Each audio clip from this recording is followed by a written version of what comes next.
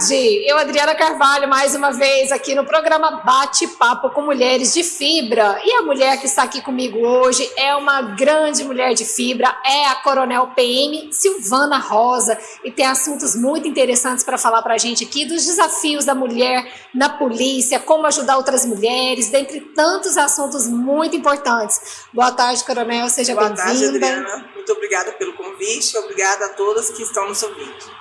Eu que agradeço a sua presença e começa contando para nós aí os desafios da mulher na polícia. Deve ser desafio todos os dias, né? Todos os dias, né? Nós começamos em 86, que é a primeira turma do qual eu sou originária, a primeira turma de mulheres que entrou em 86, sob o comando do Coronel Álvaro Alves Júnior, que na época, juntamente com o governador, tiveram a iniciativa de criar, junto à Polícia Militar, um corpo feminino. Nós formamos e viemos galgando os postos e as graduações e os postos da Polícia Militar. E dentre esses postos a gente sempre tem os desafios de ser uma mulher, né, num ambiente totalmente masculino, mas do qual nós fomos muito bem aceitas, porque os homens entendem que eles têm a força física e a gente tem o controle emocional e que apoia em todas as atividades que o homem vai fazer. Então, graças a Deus, pode-se dizer que foi um casamento perfeito. E como que te motivou a seguir essa carreira? O que te levou a escolher, falar, é isso que eu quero? Na época a gente precisava de oportunidades de emprego, né? E a primeira turma foi uma turma muito falada, muito celebrada, e a gente tinha algumas experiências que deram resultados positivos, que foi a Marinha do Brasil, que já tinha um corpo feminino. Então, quando a gente via aquelas mulheres vestidas de branco, a gente tinha o prazer de ver, né? De saber que ali era uma mulher, que ela estava num ambiente masculino, mas que ela estava se dando bem, que ela estava conseguindo. E aí a gente partiu, quando surgiu a oportunidade, partiu para o concurso, graças a Deus fomos bem-sucedidas, e entramos na Polícia Militar do Estado de Goiás. E de lá para cá, como é que eu vou poder te falar? Só coisas boas aconteceram, porque é uma carreira difícil, mas também é uma carreira que te dá um retorno pessoal muito grande, porque a sensação de você ter o seu dever cumprido, ou de você ter ajudado alguém, ou de ter apoiado, ele não tem preço, não tem como você mensurar isso, assim, precificar, não tem como você precificar. Então, nós ainda temos muitos desafios, nós ainda temos muitas mulheres que passam por algumas dificuldades junto à carreira, às vezes por não entender, às vezes pelo próprio sistema que ainda pensa muito mais no homem. Para você ter uma ideia, quando eu entrei em 86, nós não podíamos nos casar por 2 anos. Nós assinamos um termo no qual a gente abria mão do casamento por 2 anos, porque pensava-se que uma vez que você casou, você vai engravidar, você vai ter filhos, você vai ter dificuldade para desenvolver as suas atividades. Então, hoje nós temos, a maioria são mães, né, das mulheres que hoje estão na polícia, que já estão há mais de 5, 10 anos na polícia, elas são mães. E essas mães, elas têm os desafios de ser dona de casa, policial, de ser mãe, de ser esposa, de ser irmã, de ser sobrinha, de ser filha, porque a atividade, ela é 24 horas. Ela não é assim, eu vou ali, cumpro 8 horas de serviço, eu tiro 6 horas de serviço e volto para minha casa para me fazer o almoço. Nem sempre você consegue fazer o almoço. Se você pega uma situação de flagrância, o seu almoço não foi. Se você tem um menino para buscar na creche, na escola, 5 horas, se você está numa situação de flagrância, não tem como você pegar seu filho. Então, esse eu acho que é os desafios que qualquer mulher, em qualquer carreira, ela sofre em relação à família. De não estar o tempo todo presente, mas querer estar, né? Então, a gente faz, às vezes, malabarismo para estar fazendo 3, 4 papéis ao mesmo tempo. E os desafios que a mulher enfrenta, porque a senhora falou na carreira, né? E como ajudar essas mulheres que passam por abuso, que passam por dificuldades, quais os desafios de ir lá resgatar essas mulheres? Tem que ser até psicólogas delas também, né? Porque estão em situações vulneráveis de todas as situações, todos os jeitos, né? A gente fala que o principal papel hoje da patrulha, do Batalhão Maria da Penha, é a escuta. Nós temos que escutar, nós temos que saber qual é a dificuldade daquela mulher. Nem sempre é só o financeiro, nem sempre é só o emocional. Às vezes você tem que ouvir para saber o que é que está doendo nela.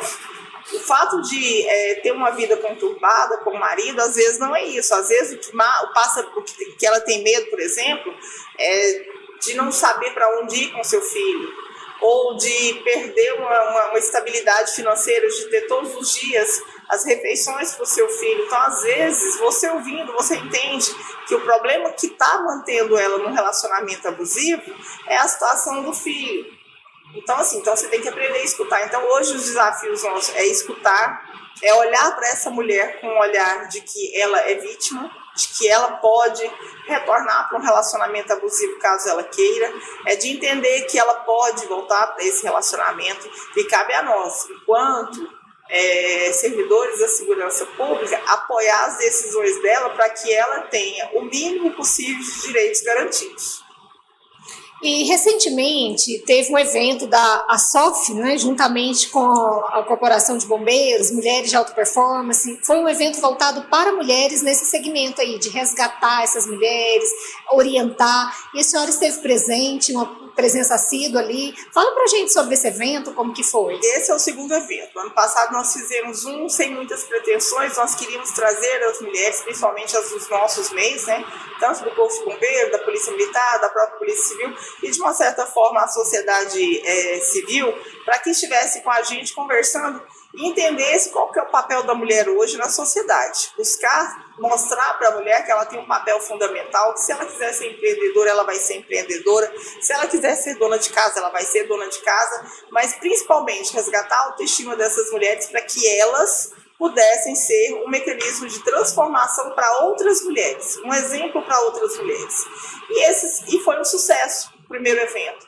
Foi tão bem sucedido, nós ouvimos tantas críticas, mas também tantos elogios. As críticas elas foram necessárias para que a gente, no segundo agora momento, a gente melhorasse as nossas capacitações.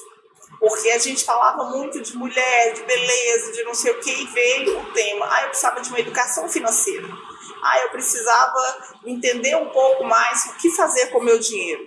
Então, aí nós trouxemos essas críticas, transformamos ela em pontos positivos e fizemos o segundo evento. O segundo evento, os dois eventos sob a direção da Tenente Coronel Esther, que é uma pessoa muito além do seu tempo. Eu digo que ela corre atrás mesmo, ela vai, ela busca.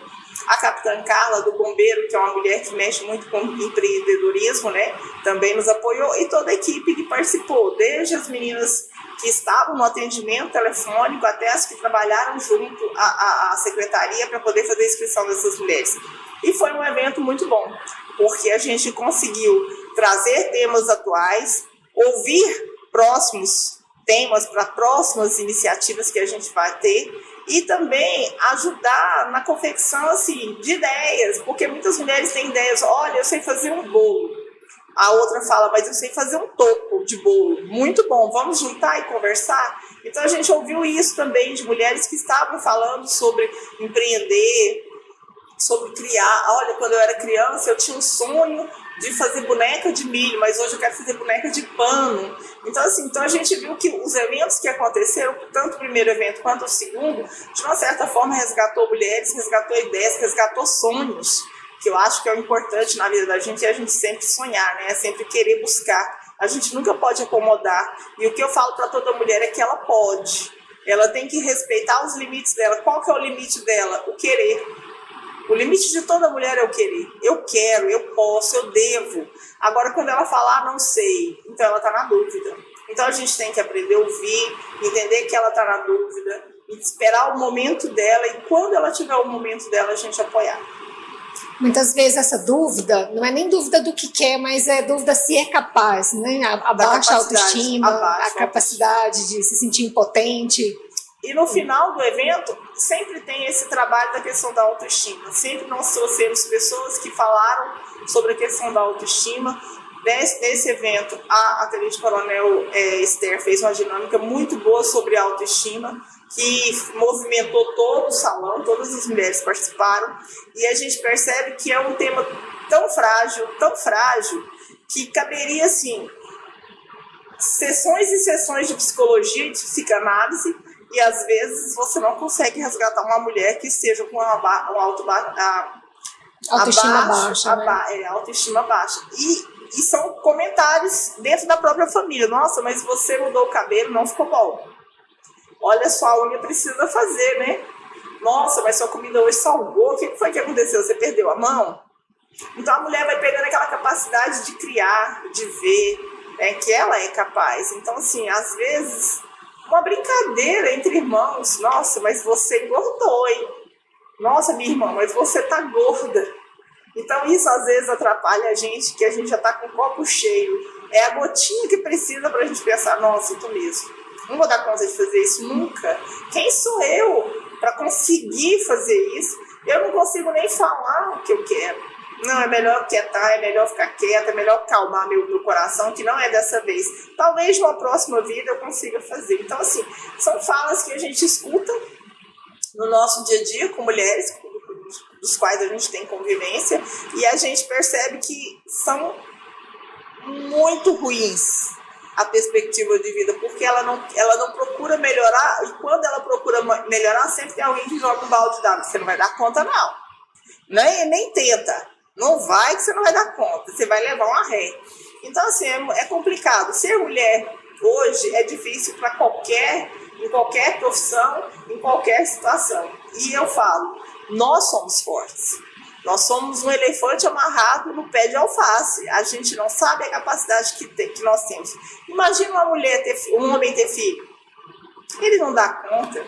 Quando ele começa com uma febre, ele já começa, bem, tô com febre, bem, eu preciso ir ao médico. A mulher, ela gesta, ela pare e depois ela cria um outro ser humano.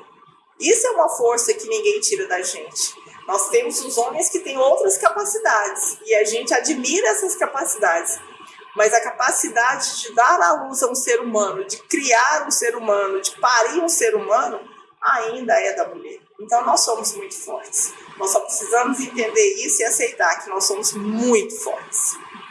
A senhora abordou um assunto muito interessante que muitas mulheres que estão nos ouvindo aqui, nos assistindo, precisam saber. Essa questão do outro querer diminuir, querer falar você não é capaz, você não pode. E aí isso vai... E às vezes isso vem desde a infância e a pessoa vai gerando uma bola de neve dentro de si e se sentindo incapaz. E não sabe que é isso que a senhora falou, né? É um elefante amarrado no pé de alface. Então, que as mulheres possam cada vez ter mais conhecimentos do precioso ser que elas são. E não se trata de uma competição com homens. Se trata de querer o nosso espaço de mulher, né? Até porque o homem tem a capacidade dele. A força física é do homem. Mas... quando alguém fala assim, mas a mulher não é tão inteligente, não, nós somos iguais, a quantidade de células cerebrais dele, a nossa é a mesma, e em algumas situações as nossas são até mais.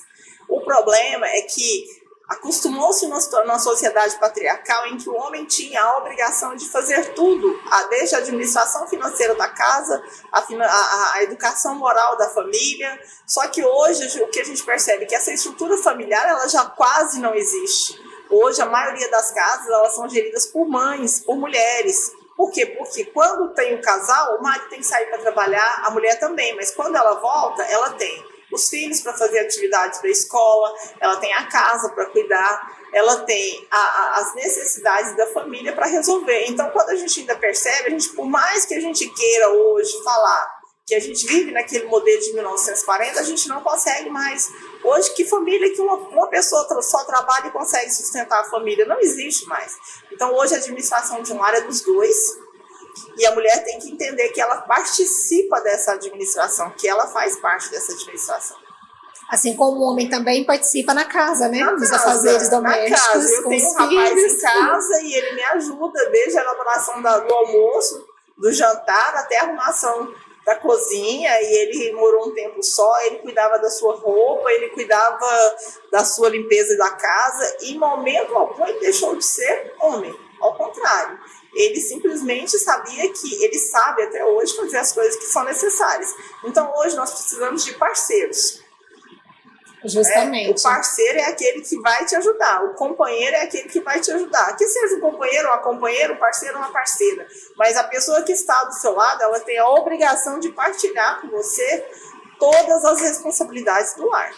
E já tem previsão de um terceiro congresso? O primeiro e o segundo foi um sucesso. Graças Provavelmente os outros serão melhores ainda. A gente tem que sentar novamente, né? Porque são coisas que a gente sempre faz anual, mas a gente tem que sentar, conversar novamente, verificar o que nós acertamos, o que nós podemos melhorar e já pensar no terceiro, porque é um evento que a gente pensa a longo prazo. Então, assim, às vezes, todo quem chega lá fala, mas resolveu em uma semana. Não, foram meses de sentar, pensar, elaborar uma pauta, discutir essa pauta, verificar se realmente ela vai atender todas as mulheres que estarão presentes, qual que é o nosso público ali naquele momento, quem são as palestrantes, quais são os horários, se elas podem, se elas conseguem estar lá. Então, assim, são eventos que não dependem só da nossa vontade, depende de outros fatores também, então a gente tem que sentar antes e tentar ajustar para que tudo dê certo ao final. Coronel, e a senhora criou a Patrulha Maria da Penha e mais tarde se tornou batalhão. É isso? Fala sobre isso pra gente. Tá. Em 2015, nosso comandante-geral à época, o Coronel Silvio, ele teve a brilhante ideia de encaminhar o capitão Sena, lá na Brigada Militar, no Rio Grande do Sul, para fazer um estudo eu falo até que é um estudo de Estado Maior, porque foi tão bem elaborado o estudo, porque no Brasil inteiro falava-se da Ronda da Patrulha Maria da Penha do Rio Grande do Sul, que foi criado pela hoje Tenente Coronel Nádia, que é secretária social do município de Porto Alegre. Hoje ela é a secretária estadual, municipal lá de assistência social. E a Coronel Nádia, ela fez um trabalho tão bonito, tão bem divulgado pelas emissoras de rádio e televisão, que chamou a atenção dos outros estados. E assim o comandante encaminhou lá e assim foi feito um estudo, e esse estudo foi trazido para Goiás. E em 2015 ele me chamou e falou assim, eu sei que você já comanda uma unidade, que eu comandava a base administrativa, mas eu queria que você também assumisse esse projeto. E nós começamos do zero, não tinha viatura, não tinha efetivo, não tinha policial, não tinha armamento, não tinha nada, não tinha logo, né? Não tinha nada, não tinha unidade, não tinha sala, não tinha nada, nem mesa, nem cadeira. E nós começamos, então, a recrutar pessoas, e aí eu tive a feliz ideia, né, e eu tive a felicidade de trazer, na época, a Tenente Daíse para me ajudar, e nós começamos a montar. Começamos com 2 patrulhas em Goiânia, deu certo, o pessoal chamou a atenção das pessoas ligadas à área da mulher, e nós começamos, então, a distribuir. Depois foi Anápolis, montamos também 2 patrulhas, e assim foi abrindo o leque ao ponto de chegar em cada unidade, em cada cidade onde tivesse uma DEAN, pelo projeto, deveria ter uma Patrulha Maria da Penha.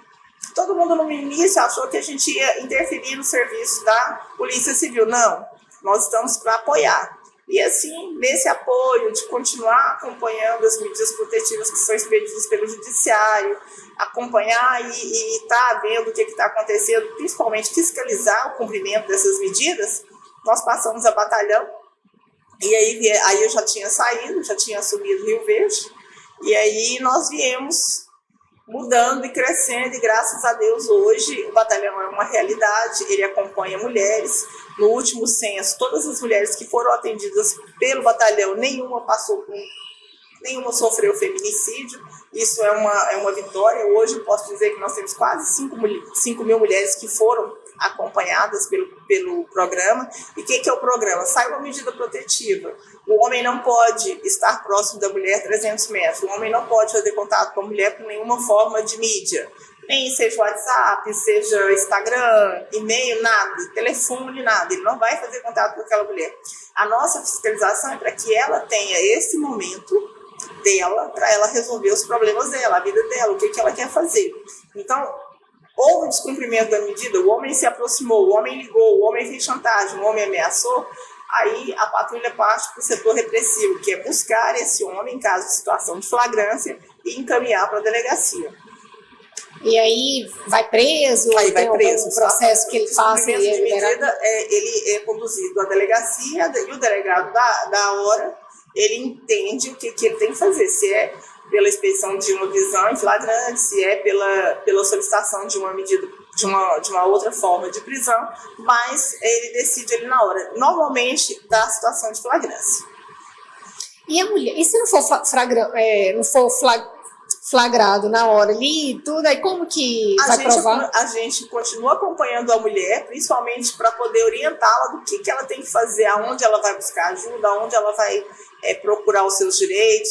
Se necessário for, leva novamente a delegacia para que ela faça uma outra ocorrência do descumprimento, e aí, com o tempo, o próprio delegado ele pode pedir uma prisão preventiva pelos descumprimentos constantes, né, das medidas protetivas. Então, assim, na realidade, o que a gente mostra para o agressor é que aquela mulher, ela está acompanhada, ela não está só. Ela tem uma pessoa que está ali com ela o tempo inteiro para ajudá-la, para apoiá-la.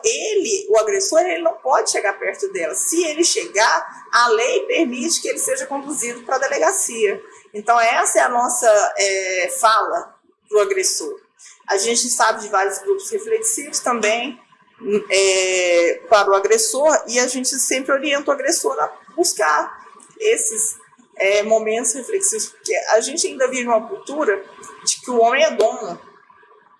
A gente ainda tem essa cultura, então muitas mulheres têm muito medo desse termo, ele é meu dono. Então isso ainda é uma constante no nosso estado.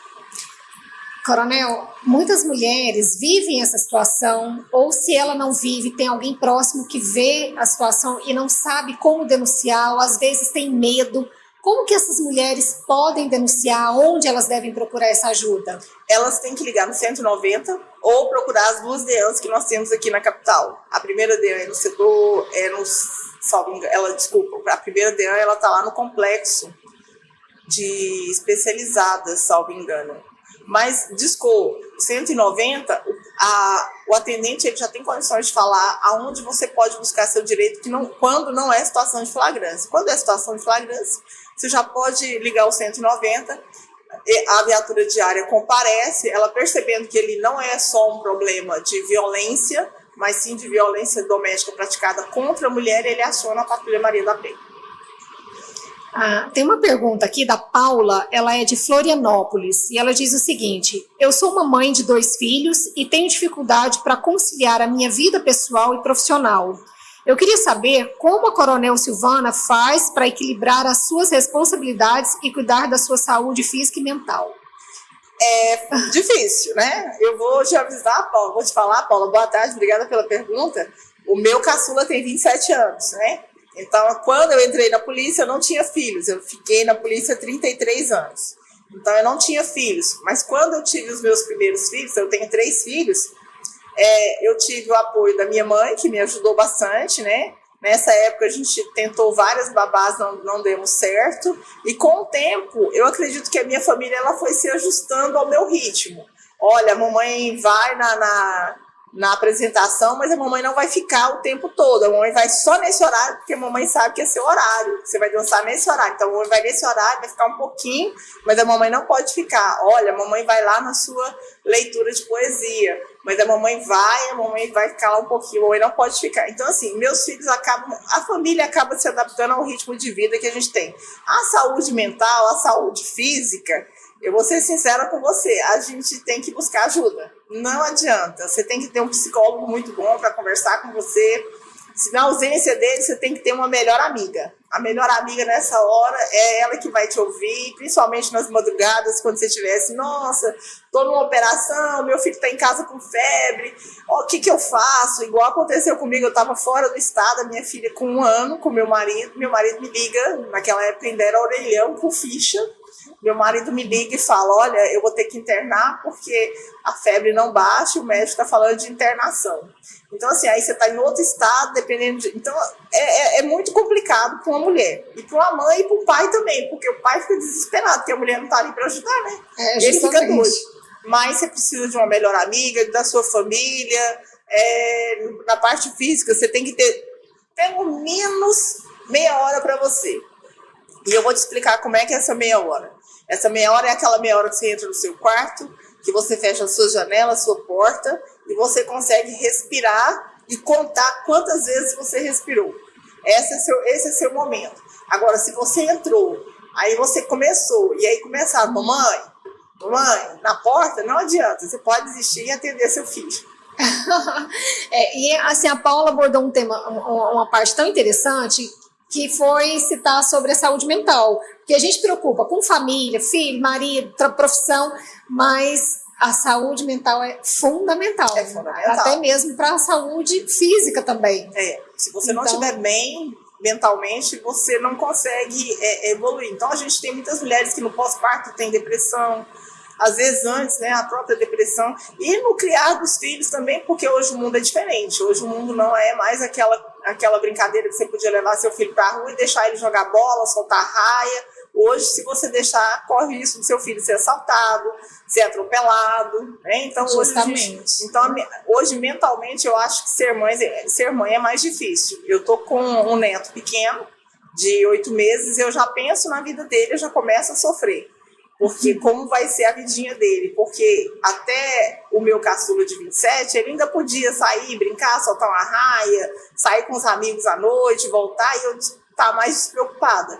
Mas hoje em dia, até o fato de sair, pegar um Uber é complicado. É complicado, né? Então você tem que ter alguém para te ouvir, ou então você tem que ter um psicólogo muito bom que saiba te conduzir nesses desafios mentais. E muita oração também. Muita oração. Oração. Eu também sou mulher de muita oração, é joelho no chão. Paula, obrigada aí pela sua pergunta, sua participação. Um abraço para você, com o pessoal de Florianópolis. E tem pergunta aqui do Marcos, de São Luís, e ele diz o seguinte: eu sou um ativista dos direitos humanos e tenho uma preocupação com a violência contra as mulheres. Eu queria saber como a Coronel Silvana Rosa lida com essa questão e o que ela faz para proteger e empoderar as mulheres vítimas de violência. Olha, a primeira coisa, quando você chega num ambiente de violência doméstica, em que há uma mulher que ela foi agredida fisicamente, você não pode olhar para aquela mulher e falar assim, mereceu. Esse é um primeiro olhar. Você não pode falar assim, mas ela irritou o marido até o ponto dele bater. Não! Nós não somos um saco de pancada. Ninguém tem o direito de bater em ninguém. Então, enquanto ativista dos direitos humanos, que eu também sou, principalmente foi minha área de atuação quase durante os 30 anos, nesse curso que eu falei para você que eu estava fora do estado, eu estava fazendo um curso, uma pós-graduação na Universidade Federal de Alagoas sobre direitos humanos, que é referência hoje nacional em termos de direitos humanos. E lá nós aprendemos isso, a olhar a vítima numa perspectiva de que ela é a vítima, por mais que ela tenha dado causa, por mais que a gente ache que ela está errada, não, ela não está errada, ela é vítima. Então, o fato de você chegar num local em que há uma mulher agredida, você tem que pensar se fosse uma filha, se fosse uma mãe, se fosse você, o que você faria e como você gostaria de ser tratado. Então, sempre nos nossos cursos de capacitação da patrulha, a nossa fala é essa: como você gostaria de ser tratado? Então, eu vou numa casa uma vez, a mulher separou do marido, tem uma medida protetiva. Aí eu vou 2 vezes, 3 vezes, ela está cumprindo a medida. Na 4ª vez, eu chego lá e ela fala assim: a senhora me perdoa, mas eu voltei com meu marido. Ela tem o direito de voltar com o marido dela. Na 5ª vez que eu vou lá, ela está toda roxa. Eu não posso simplesmente falar assim, eu te falei. Viu? Não posso. Isso não cabe a mim, enquanto ser humano, olhar para aquela pessoa e falar assim, tudo que eu pensei que ia acontecer, aconteceu. Não, eu tenho que olhar, trazer ela para cá, ver onde foi a fragilidade dela, por que ela voltou. Eu voltei porque ele me ofereceu uma cesta básica que eu precisava. Ele pagou minha água, ele pagou minha energia, ele pagou meu bujão de gás. E aí eu vi que ele estava melhorando, achei que ele ia melhorar e trouxe ele para dentro de casa novamente. Então você tem que entender que ela tinha um porquê. E esse porquê, para mim, talvez não seja determinante como mulher, talvez para você não seja determinante como mulher, mas para muitas mulheres ainda é determinante. Você quer um peso maior do que o peso emocional? Do que o peso psicológico? Você é uma mulher descasada, não vai dar conta de criar seus filhos. Isso é psicologicamente muito ruim para qualquer mulher. O emocional, nossa, agora eu vou ficar só. Lá na minha igreja todo mundo é casado, todo mundo faz programa de casal, só eu que não tenho marido. Não, eu não dou conta de ficar sem ninguém. Então, assim, são coisas que a gente ouve no dia a dia e que a gente tem que olhar para a pessoa como ser humano. E olhar para ela e falar assim, eu gostaria de ser tratada dessa forma. Então, nos nossos cursos de capacitação, a gente sempre faz oficinas e coloca os policiais, tanto masculinos quanto femininos, porque na patrulha tem policiais masculinos, e a gente coloca ele para passar por tudo aquilo ali, a ele se sensibilizar. Não é que ele vai deixar de usar da força física quando necessário, não. Mas ele tem que entender que as mulheres, enquanto pessoas mais frágeis na relação ali, seja patrimonial, emocional, financeira, enquanto pessoa mais frágil, ela vai voltar e ela vai ter, sim, algumas recaídas. E cabe a gente tentar ajudar dentro daquilo que a gente puder. Marcos, obrigada aí pela sua participação e abraço para você e pessoal de São Luís. Abraço também para Maria, aqui de Goiânia, e ela pergunta o seguinte, a Maria: eu tenho uma admiração enorme pela coronel. Eu gostaria de saber como ela fez para entrar na Polícia Militar e se tornar uma coronel. Ela teve que enfrentar muita resistência e preconceito por ser mulher? É o que falamos aqui no início, né? Sim, Maria, obrigada pela pergunta. Sim, eu entrei em 86, primeira turma, nós éramos tidas como ovo de idez, a gente não podia conversar muito com os masculinos, a gente não podia casar, os esmaltes eram todos definidos por um homem, então eu tinha pele clara, mas tinha mulheres de pele negra que usava kirei. Quem é mais antigo aqui vai lembrar que o kirei é laranja. Então, no dia da maquiagem, que era lilás, por exemplo, eu de pele clara ou eu de pele amarela com lilás eu desapareço.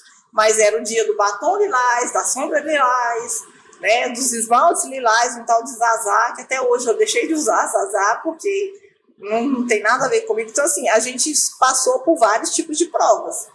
Mas para chegar a coronel, os desafios são muito grandes. Porque os desafios, na verdade, nunca acabam, eles só vão mudando, né? Eles só vão mudando de perspectiva. Porque eu entrei soldado, não podia casar, não podia ter filhos, esperei os 2 anos para poder casar e ter meus filhos. E não casei. Eu esperei mais um pouco ainda, porque aí eu fiz o curso de sargento, e aí eu fazia faculdade fora de Goiânia, eu tinha que ir, voltar todos os dias. E tem um episódio que eu conto para todo mundo que eu acho que vai fechar tudo que eu tô falando em termos de desafio. Eu fui chamada e falaram para mim, olha, você tem que escolher entre ser policial e ser advogado, você não pode fazer as duas coisas. Eu falei, não, mas eu consigo, eu tô conseguindo, eu tô indo à noite, eu tô conseguindo fazer a faculdade. Não, você vai escolher. Aí, como eu não escolhi, eu fiquei 30 dias presa. 30 dias para poder, já que eu não dei conta de escolher, eu ia reprovar por falta. A minha sorte é que a minha história passou para os meus amigos e eles passaram para os meus professores. Aí os professores falaram assim, vamos tentar amenizar o máximo que der, mas fala para ela que depois, quando retornar, não tem uma falta. Ela não pode faltar nenhum dia. E assim foi feito, graças a Deus. Na realidade, eu não fiquei nem os 30 dias, me deram os 30 dias, mas eu consegui sair com 25 ou 26, uma coisa assim. E peguei muito feriado, graças a Deus, Deus até nisso olha os seus, ele cuida dos seus, ele fala, filha, você é minha, eu vou pôr a mão aqui, eu vou te escolher, você. Então, assim, engloba os desafios que a gente teve. E a dificuldade que a gente tem enquanto mulher é que quando eu entrei não havia a previsão de uma estrutura feminina, então não tinha banheiro, não tinha alojamento nas unidades. Na nossa unidade de formação tinha. Mas nas unidades que a gente ia trabalhar não tinha. Então, às vezes, você tinha que pedir para um colega, uma colega, olha, fica na porta, que eu vou entrar, vou usar o banheiro e estou saindo. Na hora de dormir, você dorme no alojamento tal, aí eles escolhiam o alojamento, e aí o alojamento era aquele alojamento ali, você não tinha muita conversa com... Então, assim, foram vários desafios, mas graças a Deus, eu falo que é uma profissão encorajadora, de mulheres que estão lá, que são mulheres muito fortes, que no dia a dia elas têm 2, 3 minutos para decidir o que elas vão fazer, e alcançar postos é uma consequência das atividades que a gente faz, porque à medida que você vai estando, você quer mais, é uma adrenalina boa, você quer subir, você quer fazer mais, você quer correr, e eu cheguei como sendo a primeira coronel do QOPM, a chegar a coronel, eu fui desde a primeira turma de soldado até a primeira coronel, e assumi o regional de Rio Verde. Fui a primeira mulher a assumir um regional também, lá em Rio Verde, na cidade de Rio Verde, onde eu permaneci, e acredito que eu consegui fazer um trabalho de excelência, pois em muitos momentos da estatística eu perdia para Anápolis e para Goiânia. Eu ficava em terceiro lugar, em termos de produtividade, proatividade, ocorrências. Então eu não deixei a desejar, mostrando que nós temos condições, sim, de trabalhar em pé de igualdade. Às vezes eu não tenho a força física para pegar e algemar ali na hora. Mas eu tendo condições de imobilizar e pedir apoio para um colega masculino e ele me ajudar, eu faço o serviço tranquilamente. Aí, abraço para você aí, Maria. E para você também, Felipe, de Porto Velho, que pergunta o seguinte: eu sou um estudante de psicologia e tenho uma pesquisa sobre a autoestima das mulheres na Polícia Militar. Eu gostaria de saber como a Coronel Silvana Rosa faz para se valorizar e se sentir confiante na sua profissão. Ela tem algum ritual ou mantra que a ajude a se empoderar? Felipe, né? Felipe, de muito obrigada. Eu tenho. O mantra que eu tenho é buscar fazer o melhor que eu consigo. Às vezes vem aquela insatisfação, nossa, mas ficou o quê? Eu podia fazer um pouco mais. Mas a gente não é perfeito. E aí eu tenho que voltar para casa e buscar esse apoio emocional em casa, esse apoio psicológico em casa, vendo que o sustento da minha casa eu estou levando, que eu estou voltando com vida para minha casa, que dentro daquilo que eu me propus fazer, eu fiz o meu melhor, que os meus amigos me respeitam pela minha condição, pelo que eu produzo, que eu tenho uma vivência boa. E se você for chegar no meu ambiente de trabalho e falar assim, quem foi? Todo mundo tem o que falar de mim. Não vou te falar que eu agradei 100%, mas eu acredito que eu consegui trabalhar, eu agradei bastante, eu consegui trabalhar com muitas pessoas que eram tidas difíceis e que, ao final do nosso serviço, nós nos tornamos amigos. Por quê? Porque trabalhávamos em prol de uma comunidade, em prol de uma sociedade, em prol de uma atividade, em prol de uma atividade própria nossa, né? E que no final ele falava assim, nossa, eu não sabia que você conseguia fazer tudo isso. Porque eu nunca deixei de fazer o que o homem faz. Às vezes ele faz mais rápido, mas eu faço devagar. Mas faz bem, né? Mais fácil. Felipe, obrigada pela sua pergunta, pela sua participação e sucesso aí nos estudos de psicologia. Parabéns pela pesquisa. Eu, como professora, eu incentivo toda forma de pesquisa. Eu acho que o Brasil vai melhorar a partir do momento que a gente tiver pesquisadores sérios, com propostas de pesquisas realmente buscadas em campo, e eu vejo que você tem uma preocupação. Até quando você coloca seu mantra, a gente vê que você realmente está envolvido na sua pesquisa. Parabéns pela pesquisa. É verdade. Uma outra pergunta aqui, Adriana, eu sou o Bruno, de Natal. Oi, Bruno, um abraço para você, abraço pessoal de Natal e já agradeço aí a sua participação. Ele diz o seguinte: eu tenho curiosidade em saber como ela se relaciona com seus colegas homens da Polícia Militar. Ela já enfrentou alguma situação de machismo ou desrespeito por parte deles? Como ela reage a esses comportamentos? Já tive alguns comportamentos machistas. Não coloca a Silvana na linha de frente não, porque ela é mulher. Não põe a Silvana em tal situação não, porque ela é mulher. Silvana, você não vai fazer isso aqui não, porque você não dá conta, você é mulher. Então, assim, essas falas a gente escuta, mas a gente fala assim, deixa eu tentar. Se eu não conseguir, aí você me tira, mas deixa eu pelo menos tentar para ver se eu vou conseguir.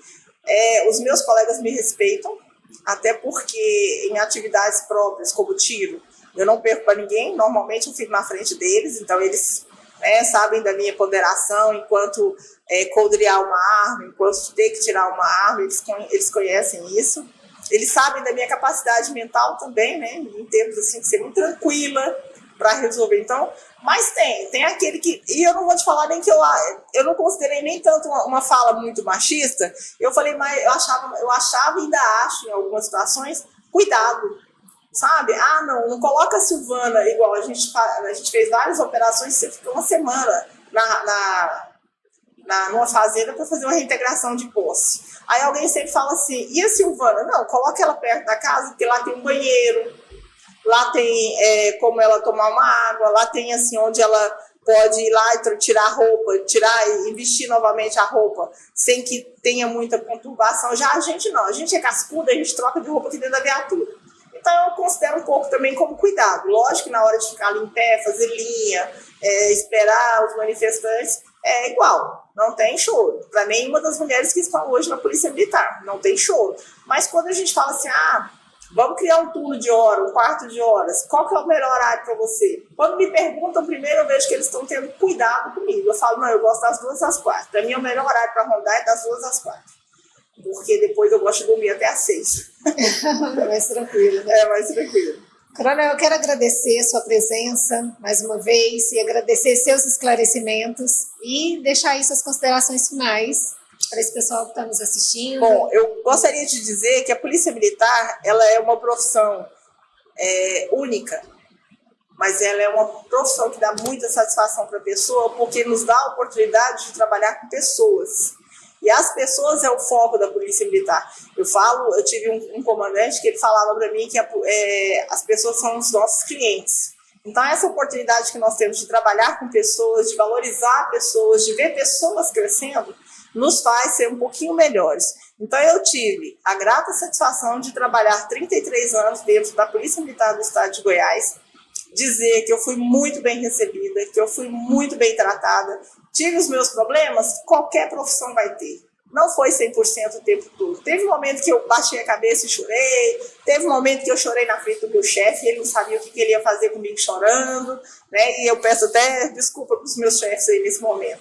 Mas eu não arrependi em momento algum da profissão que eu escolhi e eu recomendo. Eu tive uma pessoa que eu encontrei esse final de semana e ele falou, olha, passei no último concurso. Eu, parabéns, você fez a escolha de uma profissão que muitos querem, mas que poucos querem realmente suar a camisa para trabalhar. Então, eu te agradeço a oportunidade, Adriana. É uma honra estar no seu programa, poder falar com pessoas do Brasil inteiro, descobrir pessoas tão inteligentes, né?